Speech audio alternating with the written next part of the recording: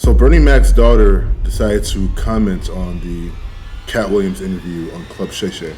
About my thoughts on the Katt Williams interview on Club Shay Shay. The interview heard round the world.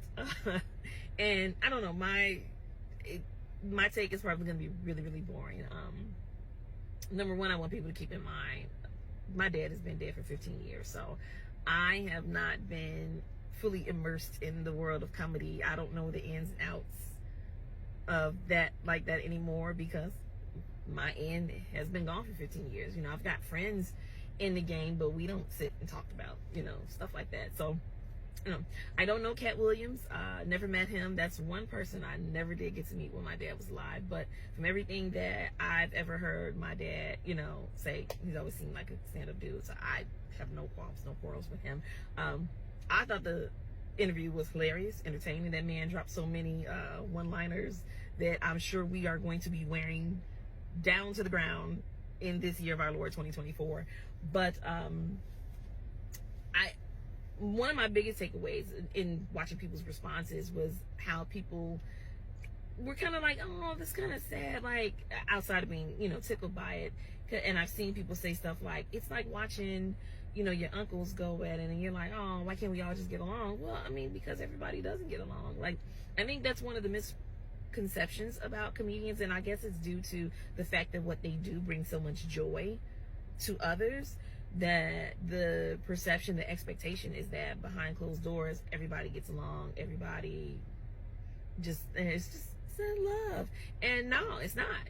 They've always been competitive. Like, it's always been, as far as I've ever witnessed in watching my dad, it's always been kind of cutthroat. Like, you'll have, you know, people beefing, like, same as within your family. Just because y'all related don't mean y'all all get along, right? Comedy's no different. But for me, Katt Williams has my utmost appreciation and respect for giving my dad his props and his flowers. And I felt like it was genuine. There are some people who have given, you know, my dad his flowers now that he's dead, that I'm looking at like, you know, doggone well, he wasn't doing that when he was alive. And that, not just famous people, just people all across the board. As my dad used to say, you ever want to be loved by everybody? You ever want to be special? Just die. It's real easy to give lip service when somebody dies and you, oh, they were so wonderful. And that's not how you felt when they were alive. But when Katt spoke of my dad, for me, I felt his heart. I felt that it was genuine, and I appreciate it. Again, it's been 15 years since my dad's been dead. If you follow me at all, you know I've said this repeatedly. Like, it does my heart good to know that my dad was a stand-up guy, that the man that I knew him to be was who he actually was to people, because that's the thing. Like, we can love people and think they one way and then find out later. No. And I say, like, in 15 years, if he was an asshole, somebody by now would have been like, let me tell you about that motherfucker. So that is not the case with my dad. Makes me so proud, and I just really appreciate what I believe the genuine love and respect that Katt Williams showed my father. It is so much appreciated. Much love and mad props to Katt Williams. I would love to sit down and just have a conversation with Katt Williams, because I think that is probably the most entertaining and gem-dropping conversation I probably would have in my life outside of conversations with my dad. So yeah, so that's my take. Like I said, probably boring, but that's what I thought. Again, much love and respect to Katt Williams. I keep getting Of course, much love for sure. Bernie Mac is one of the all-time great comedians. I remember watching him on the original Kings of Comedy when I was a kid. One of the most hilarious stand-up specials I've ever seen in my life. Of course, him and D.L. Hughley were always some personal faves growing up. So I'm glad to see that she's alive and doing well, and that Katt Williams did shout her out. Of course, to provide some context, if no one's seen the clip she's referring to. I got the offer. Then what happened? But I turned it down. Why? Because you shit on Bernie. And I know the truth. You think I'm gonna let you shit on Bernie and then come get me? I'm the next king? Fuck you. Why? Because the whole time Bernie was here, you was acting like you was funnier than him. The reason you was supposed to go last is because it was your tour. Tell the truth. It was Steve's tour. Not it was going to be called the Kings of Comedy. It was Steve's tour. These are the guys opening for him. Of course you got to close if it's your tour. That's why it was such a big deal. But you couldn't do it because you can't beat the best. And until you humble yourself, you will forever be kinged by the king. And because you finally did it, because you had no other choice, and now that he gone, you gonna act like he wanted to be a movie star. You stop it. You stop it. That man was funnier than all of y'all, and y'all thought y'all had one over on him. You thought he was black and ugly, and you were good looking, and he couldn't make it because you did. And that ain't the way comedy works. The king is the funniest. Period. Every time.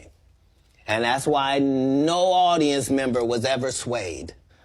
It didn't matter where Bernie went. You think if Bernie went first, he wasn't the king? Get out of here. Get out of here. Get your ego out of this. You let the best be the best.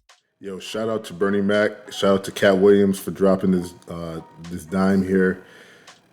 Anybody who's watched original Kings of Comedy, we all understood Bernie Mac's set was legendary. It was absolutely iconic. Going to school, everybody's quoting the milk and cookies story. It was just absolutely iconic. So shout out to Katt Williams for giving him his flowers, and good to see that Bernie Mac's daughter's doing well. That is something that I do take notice of, is how cutthroat the comedy business is. As somebody who's grown up as a fan of stand-up from the days of Comic View on BET, Original Kings of Comedy, and everything else, Def Jam Comedy, Eddie Murphy's my GOAT comedian, of course. Absolutely my GOAT comedian. But I've heard all the stories from throughout the years, from the interviews of comedians talking about joke stealing, especially when you're on the up and up, when you're not as big, you're not as prominent, people will steal your joke, and there's nothing you can do about it. There's not like a comedy HR department where you can go and complain, yo, he stole my joke. And to have Katt Williams shed light on what's going on, somebody who's had a dozen specials, literally, he's somebody who's made it. He doesn't have to worry about the money as much anymore. Obviously, there's always more money to be made, but he's not hurting. And to hear him basically speak on how these guys who are above him, who are the guys in front of him in the race, they're stealing his jokes. You guys already got the money. Like, let me get something. Let me get my opportunity to shine. But you guys are stealing my jokes when I was on the up and up. Now that I'm at the top of my field, I can now shed a light and expose what you guys have been doing. But with that being said, you guys let me know your thoughts on the whole Katt Williams interview on Club Shay Shay with Shannon Sharpe. That thing has like 30 million views in 3 days. Like, it's been all over the place. So make sure you like, comment, subscribe.